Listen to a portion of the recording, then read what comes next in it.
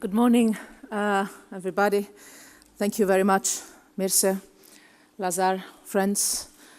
I am really honored, and it's really a great pleasure for me, first of all, to take part once again in an event hosted by the Aspen Institute, because each of our meetings, each of your initiatives provides us with so much food for thought, and I'm sure this is also the case in this couple of days here. It is also always a great pleasure to join my friends from the German Marshall Fund. It's almost a decade since I became a fellow of the fund, and the people I met back then are still playing a very important part of the relations I've developed in these years, including in my current job. So thank you for providing me a good and solid basis for these challenging times and tasks. So let me begin by quoting an op-ed that you wrote together with Marta over the summer. You talked about the global strategy, and you said it must be, I quote, the springboard for an exercise in political innovation. I really like this definition. I really think that this is exactly what we have to do. This is exactly the meaning of the global strategy, the reason why we have developed it and presented it. This strategy cannot stay on paper. It's not a document.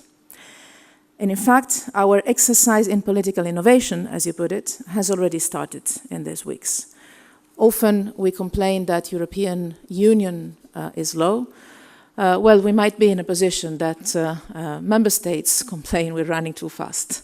But that's good. I think that's good. If you think about it, you look back, the Lisbon Treaty.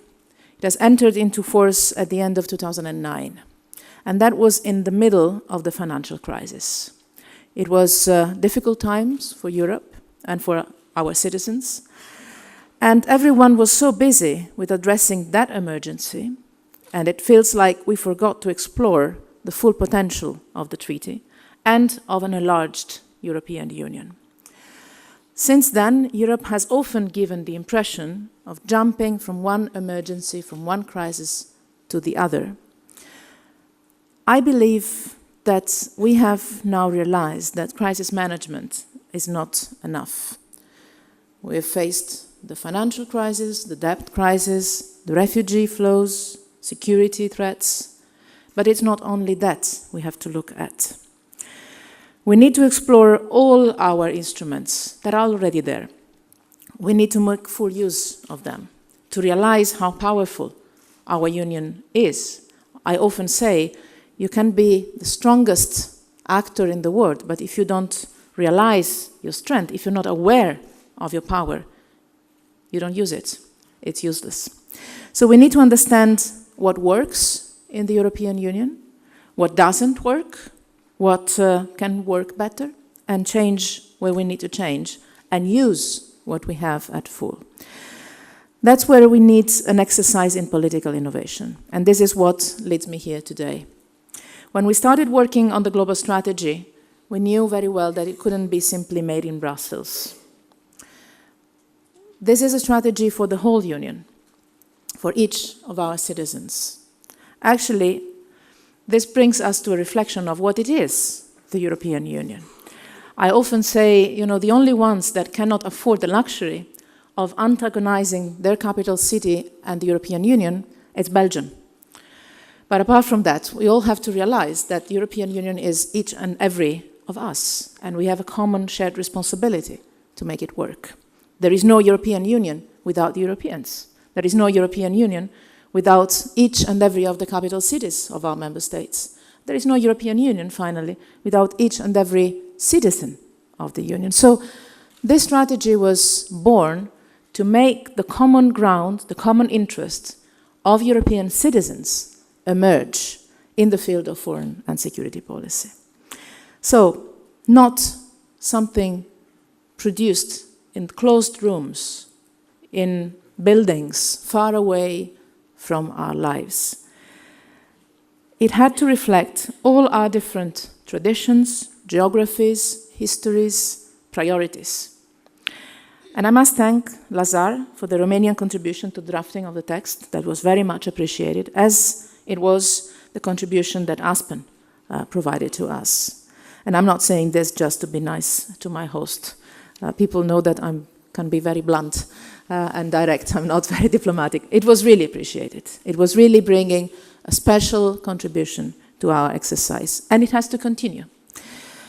Because the strength of our union is our diversity, the richness of our national diplomacies, the plurality of our points of view. Often I'm asked to guarantee that European Union speaks with one voice, and I always say our strength is not one voice. Our strength is the plurality of our voices. The important thing is that we pass the same message, we work in the same direction, we sing the same song, but with different voices. Our strength is that we are a choir rather than a single singer. For instance, from this side of Europe, from this side of the Union, it is much more evident that we cannot split our foreign policy in two. Those that are looking to the east and those that are looking to the south. You look at the Black Sea region and it couldn't be more evident than that you have to look south and east at the same time. Europe can be a global power and a strong security provider only if it manages to do the two things at the same time, east and south. I was sharing with Mircea and other friends just a few minutes ago. I spent almost 1 year in 2014 as an Italian minister, saying that the European Union could have not afforded focusing only on the Eastern crisis and that we should have kept the developments on the South on the agenda. Now I spend my time saying the rest of the story, that we should not forget the East because of the worsening of the situation in the South or in the Middle East. There's no contradiction in that. We have the strength, we have the responsibility, we have the duty, we have the interest in doing the two things at the same time. And this would give us the credibility and the strength also to be a strong global player. And we have the potential to do so. And first of all, we cannot afford shying away from using such potential. But this isn't simply about geography. Look at any country in our Eastern Partnership, and you will see that our relations are incredibly complex and rich. Our cooperation spans from energy to human rights, from migration to connectivity, and each of our member states has its own network, its historic and geographic ties. At the same time, we can be so much stronger as a union of 500 million people, as the greatest economy in the world, and the greatest market in the world, and the biggest humanitarian donor, and the biggest development actor, and a strong and responsible security provider, always working for peace. So, Lazar, you were asking for a little bit, and you also, a little bit of positive injections.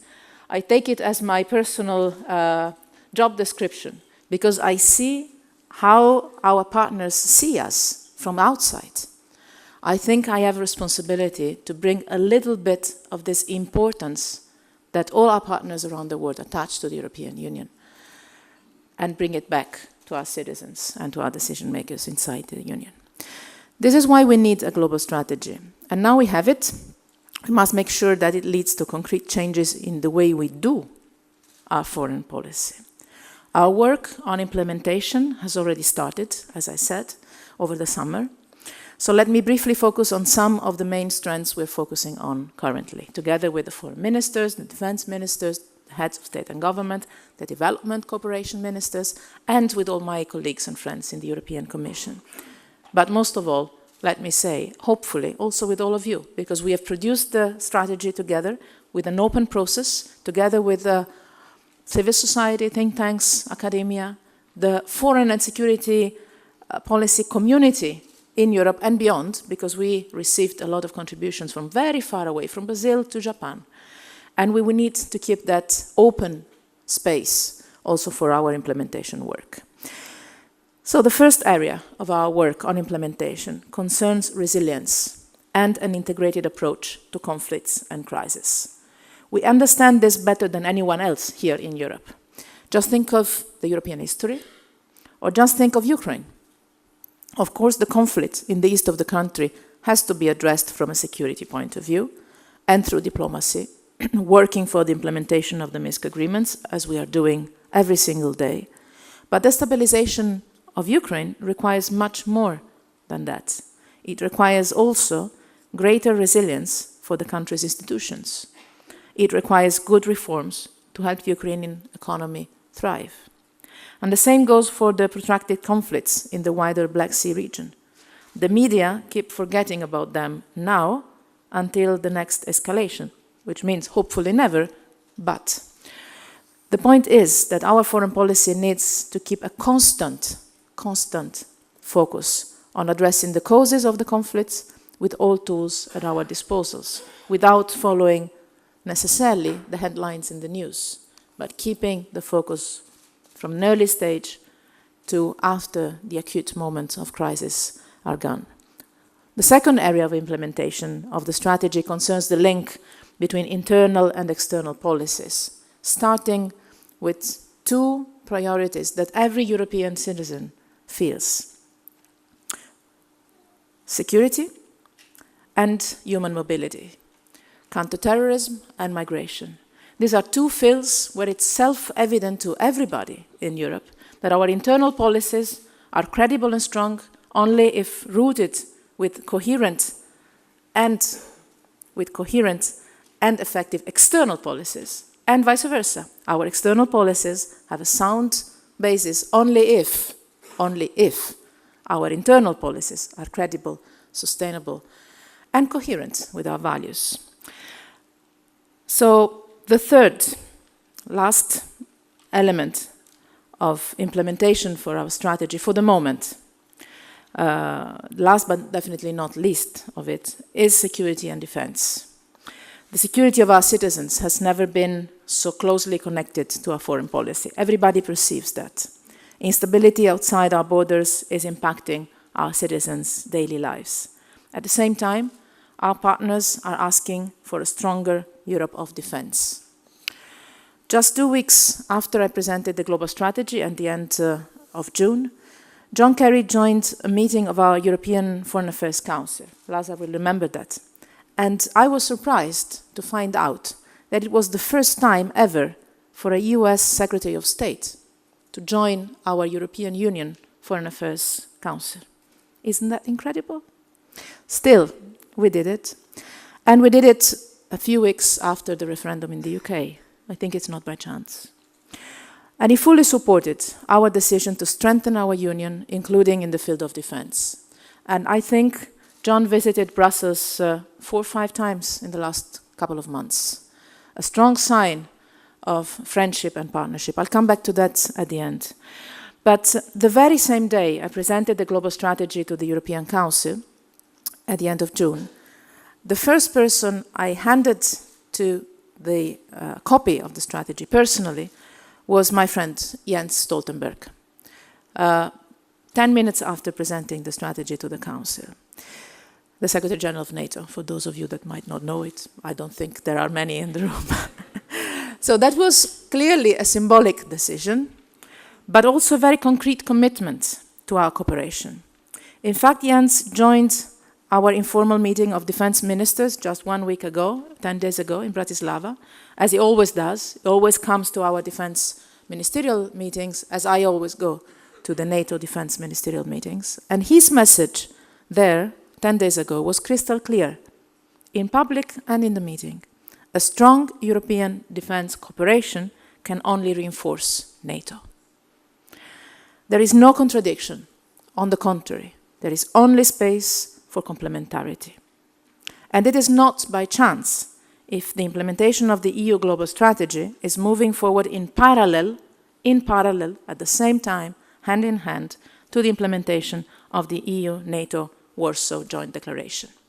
We can strengthen each other because NATO needs a strong Europe of defense.